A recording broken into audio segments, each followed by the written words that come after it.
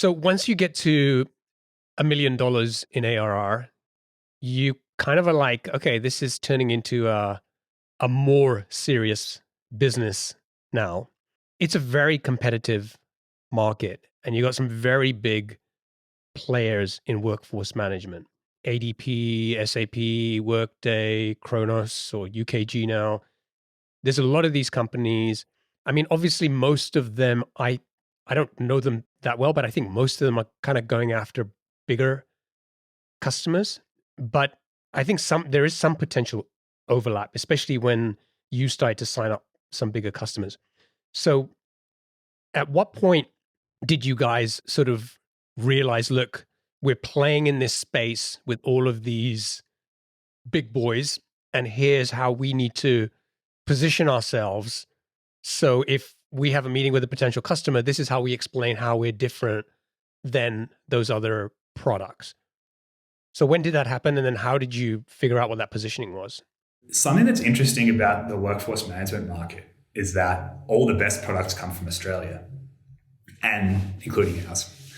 And the reason for that, I think, is because Australia's industrial relations legal framework is particularly complex in a way that most other Western countries don't have. We would come across like the Cronoses and so on of the world, but the pitch there was kind of, like, okay, try it out. Like, we know it's not going to work in this legal environment. And it's a small market as well, so the incentive to make it work is not so big for when you're Kronos scale. When we were called Tanda in Australia at the time, when you're like Tanda scale, the market's pretty big and pretty awesome, and it's definitely worth making it work. So we were in this good position where no one took our market as seriously as we did. And there was competitors that could have taken it over if they put in the effort, but it just didn't think it was worth it to them. And one thing I would add to that is, like you told me earlier before we started recording, in terms of like, hey, people say either go after the enterprise market or go after kind of smaller customers where it's, totally product-led kind of business. Where did you fit in that? So I should sort of caveat what I said before. There are enterprise workforce management vendors in Australia, and not all of them are Australian companies, and some have signed some contracts up. They just don't deliver a very good product. But we knew that when we were very small, we weren't really we couldn't be legitimate enterprise software salespeople because we didn't really know how to do that.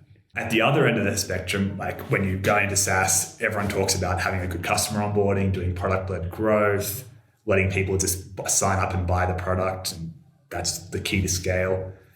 And of the 4 founders, I was the only one who could code, and I'm a terrible designer. And we just kind of therefore decided that it was never going to be the case that I could design a good onboarding flow and a good self-purchasing flow. So we just never tried. What we did get really good at is inbound sales.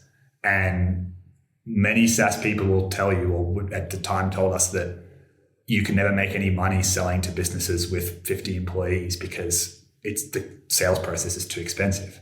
I don't know if they still say that these days, but that's garbage. Like, we definitely proved that wrong.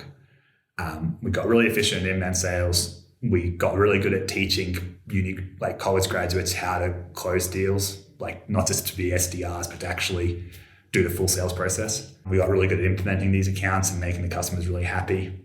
And that was extremely scalable. It was very, very effective for us.